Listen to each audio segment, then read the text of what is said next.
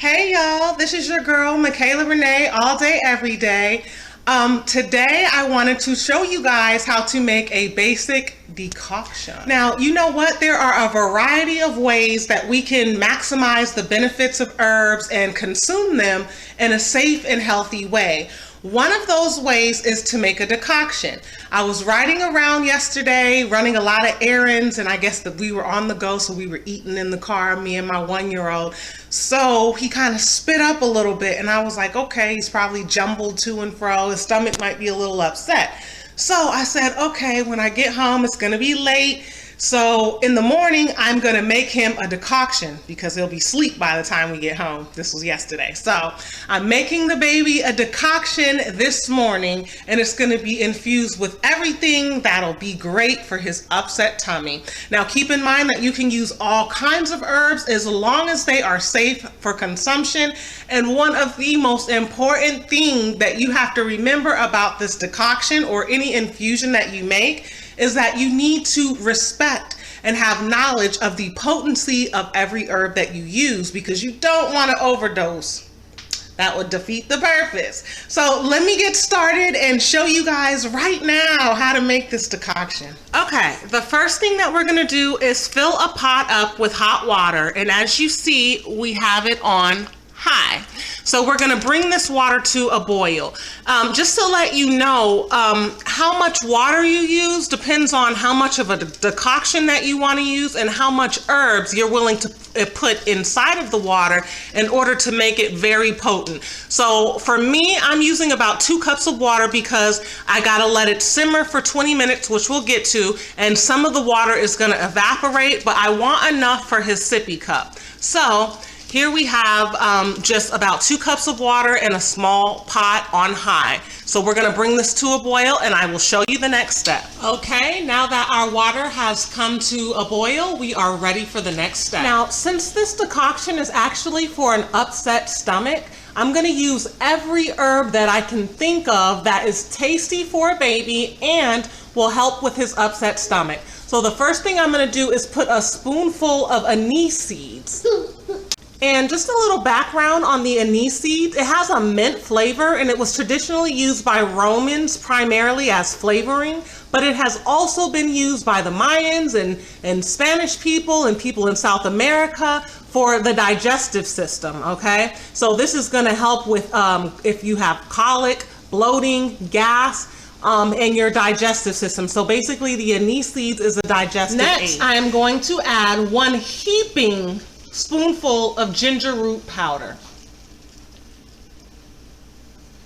And you can give it a little stir so it doesn't get caught on the edges.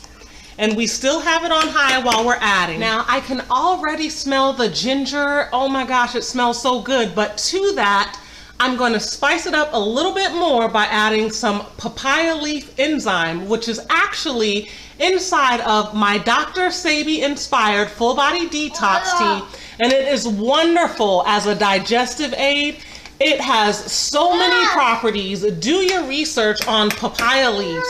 You will not regret it. And finally, to this mix, I am going to add some rinsed off raspberries, about a handful.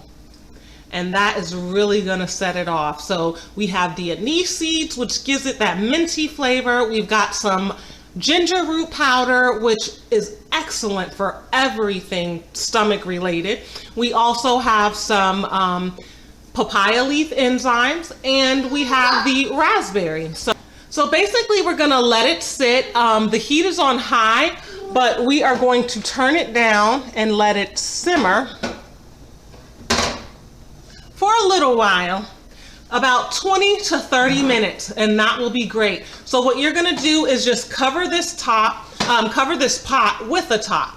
Oh my gosh, the aroma smells so good right now.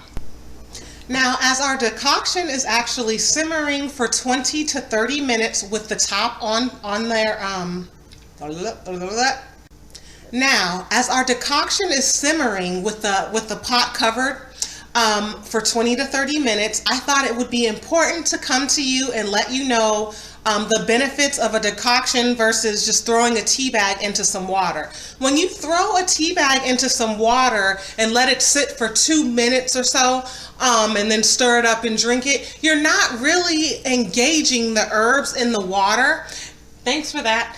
And you're not really getting the full benefits and the maximum healing benefits of those herbs because they haven't had a chance to be broken apart by the heat and the water they're in. So it's so important to realize that a decoction, is not just some tea or some herbal remedy that you're throwing together in a rush, but it's something that you're doing that's going to be maximizing the benefits of those herbs being extracted through the water. So in essence, the difference between a regular, just drinking some tea that you let sit with a tea bag in there for a minute or two before you drink it, and an actual decoction is the extraction method and the level of the potency of the herbs, which is going to be in that decoction water once you let it simmer for 20 and 30 minutes to actually break those herbs down. So once our decoction is completed and it's simmered for about 10-20 minutes, covered with the top, what we're going to do is use a simple baby strainer or any kind of strainer, and we're going to strain all of the stuff out of the decoction so that we just get nothing but the pure herbs infused with the water. Okay, so after we have finished straining and draining all of our herbs, what we're going to be left with is a nice, beautiful decoction that is going to be so healthy for my baby's digestive system.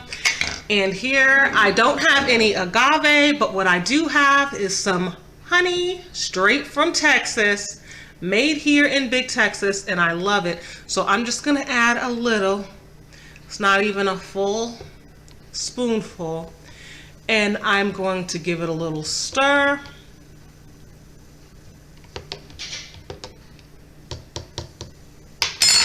I'm gonna cover his sippy cup with the top, and I am going to allow it to cool off for a little while.